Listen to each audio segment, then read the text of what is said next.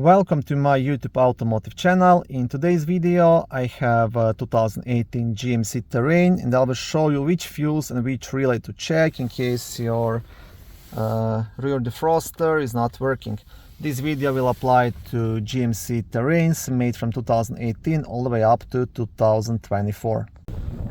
Both the rear defogger fuse and the relay will be located in the main fuse box, which is under the front hood, just in front of the battery, right here. Now to remove the cover, you will have three black tabs, one here, and one here. So you want to press these tabs and lift up to unlock it and remove the cover. Once you have the cover off, on the back side of the cover, you will have a small fuse diagram. Here you have access to all of the fuses. This white piece right here, this is the fuse puller, which you can use to pull out any of the fuses. Okay, so the rear defogger fuse, it's a fuse number F29, which is a 30 amp fuse located right here. And the relay you want to test, it's a relay number K15 in the upper right corner.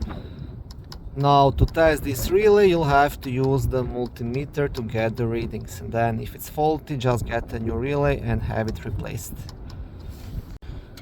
In case both of the fuse and relay are good, then you will have to dig a bit deeper, make sure that the rear defroster switch is operational, check all the wiring, and also inspect the heating elements on the rear glass, because if those are broken, the defroster will not work.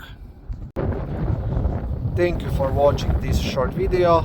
I hope it was helpful and educational. If it was, please like it and consider subscribing to my YouTube automotive channel.